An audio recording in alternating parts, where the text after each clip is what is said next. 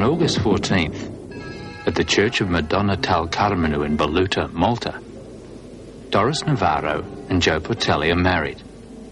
In 10 days' time, they'll be leaving to settle in Australia. We had decided that we would like to emigrate to Australia.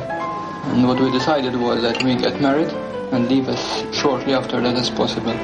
We didn't want first to get used too much to Malta after we got married. And secondly, we were keen to start the new life. We had left, but it was practically possible, we would have left maybe the next day.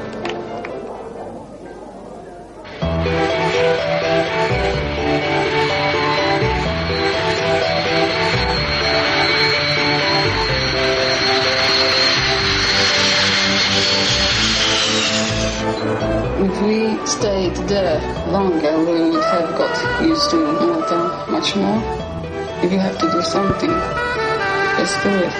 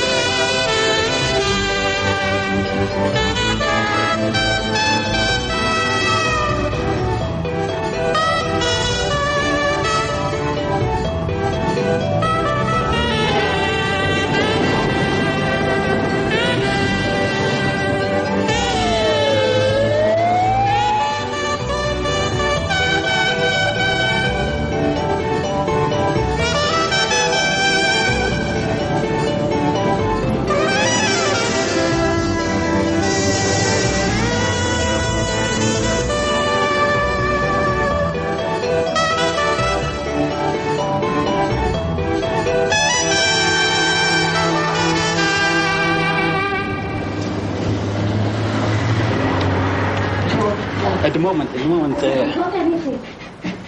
they're coming in and they don't know what hit them first. They need some time to settle down. At the moment, it may still be a holiday, but give them a couple of weeks to settle down, because then the emotional side of it will hit them. And this is where it comes handy that there's some members of the family or people to help and make the transition much easier. A bull terrier, yeah. So we're planning a couple of weeks holidays for them. Tony Casher and his wife Connie are distant relatives of Doris Portelli, and they're the Portellis' official sponsors, as required by the Australian immigration system. Tony, a father of 4 and an Australian for 30 years, is one of 400,000 Maltese in his country, more than in Malta itself. And this is Stephen. And then once they settle down, and then they realize that it's not a holiday anymore, then we start down to the nitty-gritty of things and suitable employment. But the one important thing is that later on they will realize that they will miss the environment and their family, like we all miss them. And that's something that will take a long time, a very long time. As a matter of fact, I still miss them myself after all these years, But eventually, with the help of friends, and they're young, when you're young you can take it on, and I've got full confidence because they are two capable young couple and they could do it. I reckon this is a good place to raise a family, and the future of it. If I'm starting again, this is where I want to start my family. I think you'll find that the Maltese in Australia feel that they are better Maltese than the Maltese in Malta. We are equally convinced that we are also very good Australians. In fact, we believe that having become Australians by choice, we are slightly better than the Australian born here by accident. The Maltese have been coming to Australia since before Federation, and quietly they integrate, even disappear into Australian life. This is largely due to Malta's British background as part of the Commonwealth, an influence lasting 150 years. It gave to the Maltese English customs, culture and language. one factor which stands out, I think, with Maltese is the fact that they speak English. What we did the other day when we went to the supermarket to buy the pens, it's easy for us because we can express ourselves perfectly well. And people seem to be more receptive to you when you sort of can speak their language. I think that people, not just in Australia but everywhere, do not feel perhaps very good about people coming to their country and sort of setting up a country within a country. They like people to mix, to sort of not keep back. I believe that language is the communication link between that person and the rest of the community. Naturally, speaking English is a tremendous asset because it opens doors, makes it easier when in your job situation. Well, the children find it hard at school, other children knowing that they are a descendant of a migrant. They are called names, right? That's bad enough, let alone if they don't speak English, what they go through. Now, there's been quite a bit of nonsense spoken recently about some Australians being anti-migrant. This isn't only a pretty unkind thing to say, it's also quite wrong.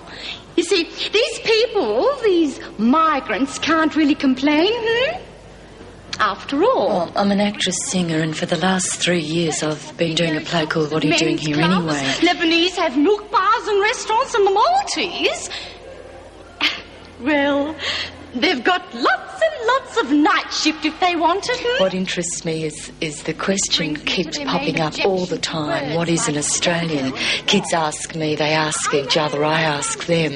The answers vary from whether or not you've got a job and pay taxes to where you were born. And I guess that the most satisfactory answer I've ever got is a young kid saying to me, an Australian is a fruitcake, meaning a complete mixture of the lot. Continental, barbarian, Martian, greaser, Dago and Wog. So there they are in a book. So they couldn't be too bad, How many of you have got at least one parent born in another country? Yep. Keep your hands up if that country's Malta. Now, leave your hand up if you were born in Malta. Okay. Those people who've got parents born in Malta, how many of you say you're Maltese, even if you're born here?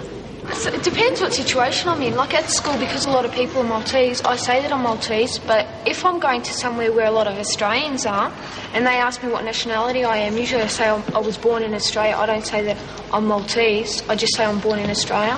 I don't know, because every time I say, my parents are Maltese, they refer me to a wog, and it's a bit embarrassing. I'm proud of my parents being born in Malta. Yeah, do you know much about Malta and the Maltese culture? Yeah, I went there. You went there? Mm-hmm. How much do you know about Malta? Well, I've been there 3 times. How old are you? 14. Second generation Maltese, caught between two cultures, and always with the question, who am I? What of my background? The land of my parents? What influence can a tiny island on the other side of the world have on me?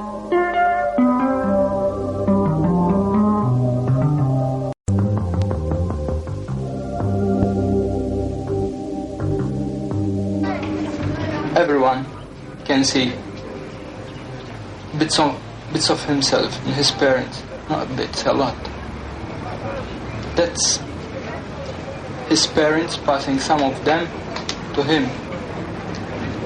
Culture passes on like that. And the person, a second generation Maltese here, will have bits of the Maltese culture in him, inherited through his parents.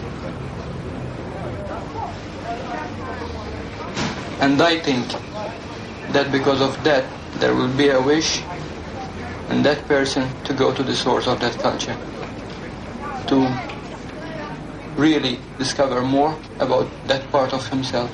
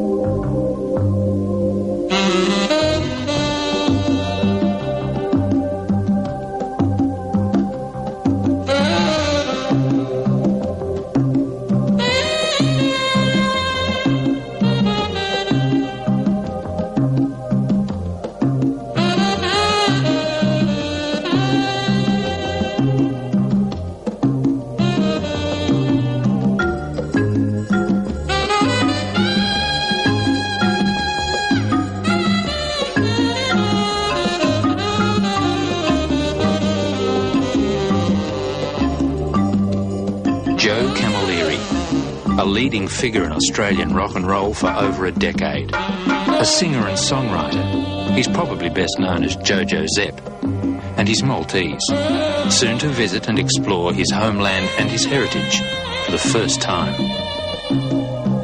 I'm a musician, a Maltese musician. I really don't know much about Malta at all. Don't know what to expect. Don't know, so I know a lot about, you know, the European attitudes, respect and what their opinions are and how they go about running their own lives and how they want the family to be.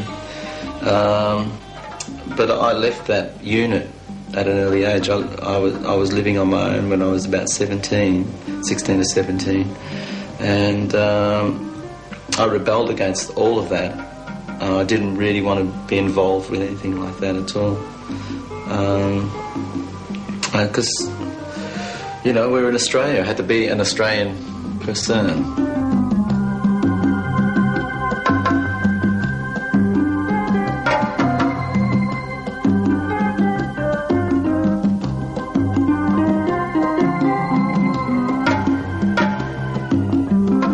I think if people don't go back to have a look and make up their own minds, for sure. I mean, what is it? It's just a name, and it's something that have to do with your parents, really. It's heritage. But if you go back and have a look, like I imagine most European people do, they always, you know, I don't know what the percentage is, but I imagine it's probably pretty high for the kids to go back and just kind of try to understand maybe what their parents are about.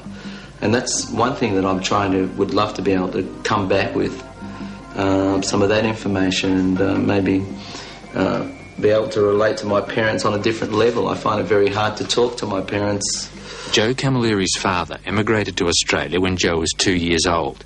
He was one of a wave of Maltese immigrants in the late 40s and early 50s. But the first influx began long before then.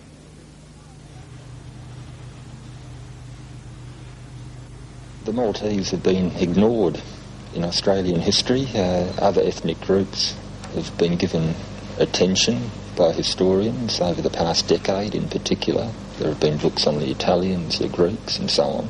But for some reason the Maltese have been overlooked. And being of Maltese descent on my father's side, partly it's ethnic pride, you could say, that has motivated me to write this book. People don't realise the extent to which, firstly, the Maltese have been in Australia, numerically, and secondly, the extent to which they've contributed to building up Australia. Maltese free settlers were arriving in Australia by the 1830s. Many came to work the goldfields in Ballarat and Kalgoorlie. Others settled in Melbourne. The first large group of 70 Maltese accompanied a priest, Father Ambrose Cassar, in 1883. They went to Townsville as sugarfield labourers.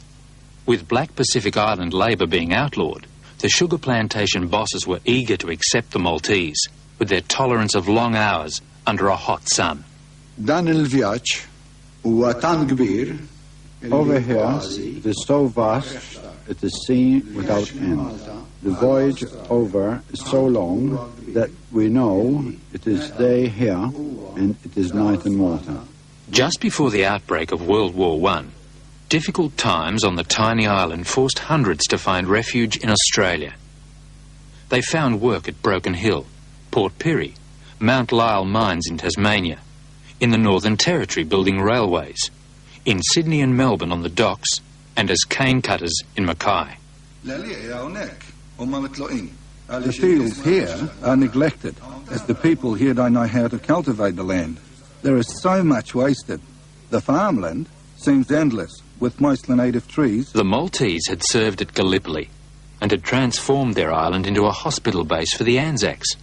And they were British subjects and entitled to come to Australia. Still, their presence wasn't welcomed by all sections of Australian society. The labour movement feared their impact as cheap workers. By the 1920s, the anti-Maltese campaign was very strong. This was the time of the Great Depression, during which a third of all Australian workers were unemployed, many Maltese had no choice but to return to their homeland. Don't worry about me.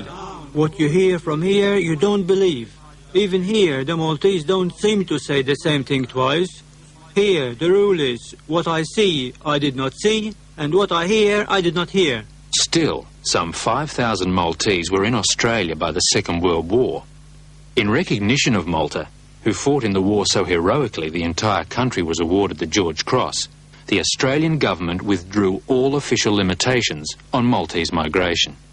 By 1949, 42,000 Maltese wanted to come to Australia, almost 10% of Malta's entire population.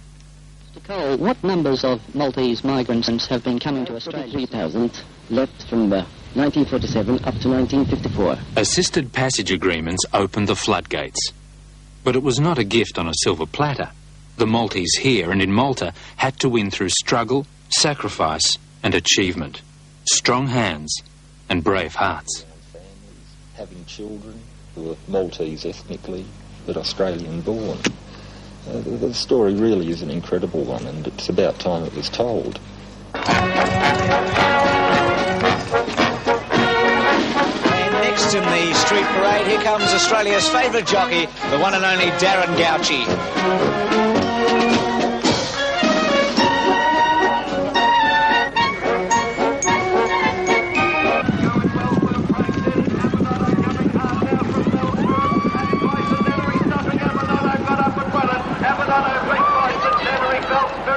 This is the Melbourne Cup, the premier event on Australia's horse racing calendar, famous throughout the world.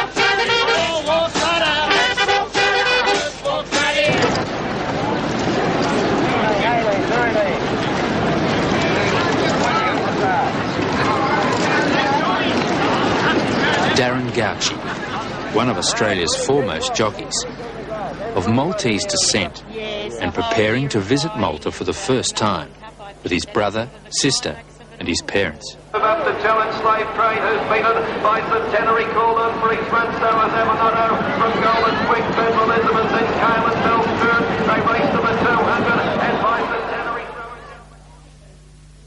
Darren's success as an apprentice jockey is almost legendary, in part a result of the support he receives from his family. Well, mainly I'm aware of being Maltese because of my grandfather. He came from Malta. It's my mother's dad. And Dad's quite often talked about Malta at home and when we're all together and sitting around some nights, and it's mainly explain that. But, he's talked about his country and how it's different over there and things like that. It's a real family affair because I enjoy helping Darren and I'm proud of what he does. And it's just it's great to see Darren doing well, and I don't mind, of course, I did want to become a jockey, but it's the way things goes, and I suppose two in the family's enough really, so it's the way Dad sort of brought us up to be close together and to back each other up and help each other whenever possible. And of course I enjoy helping Darren, and it's true, because the Maltese background and things like that, the Maltese generation like to help each other, and that's what I enjoy doing, helping my brother and of course helping other people. Bill Gauci was born there, but he came to Australia in 1948 and has never been back since. It's a great treat to me, to see my mother. She's getting on a bit, about 80, and she's waiting day by day for me to get there. Yes, well, we'll be leaving this Shirley Tuesday Gauci, like her children, has never been to Malta. We'll be leaving the following Tuesday to go to Malta. Well, what's going to be so good about going to Malta? It's like a dream come true to me. I won't really believe it until it becomes reality when I get on the plane. But it's just a tremendous feeling to meet people that I've written for nearly 40 years in Malta.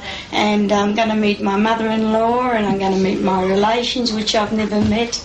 The grandchildren, my children, will meet the grandmother. And I'll see where my husband come from and where my dad come from, because Dad talked all those years about Malta to me since I was so high.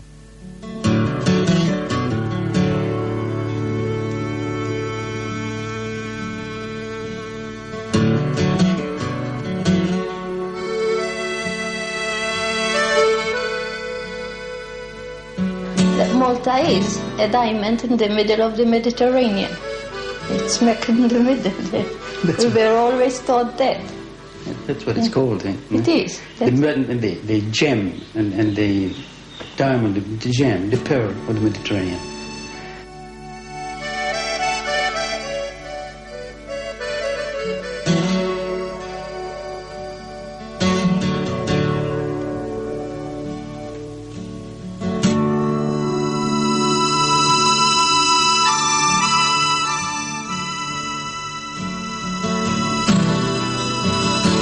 Joe Camilleri's wife, Mickey, is pregnant.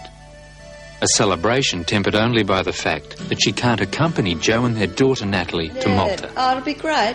I mean, I wish I was going too, but of course I can't go. But it's a place that Joe's tried to get to on several occasions on his trips overseas and never been able to get there.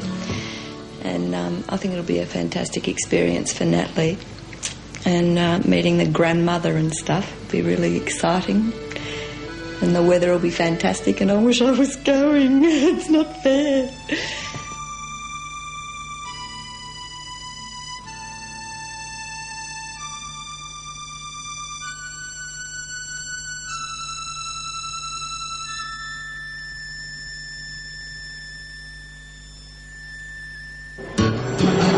That'd be great. I think it'd be great for her, because I think Natalie would be the first great-grandchild that she'll see. And you're going to see Nana, aren't you? And your grandnan. It's going to be quite exciting, really, because 4 generations. You know, like I hadn't thought of it before, but so I think it'd be quite spectacular, considering the fact that I can't really speak Maltese.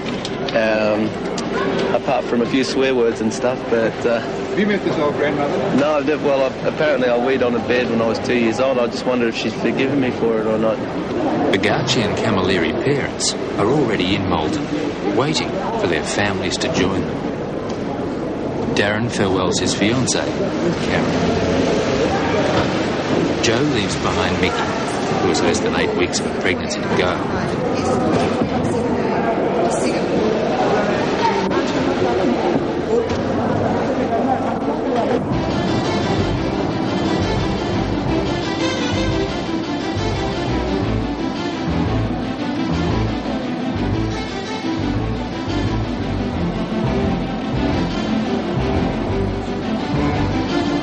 The journey to Malta takes over 24 hours. The travellers are exhausted, yet as the aircraft begins its descent, a certain mixture of apprehension and excitement returns. Down there, waiting to be revealed, are all the people and places that are part of their own story, a part of themselves.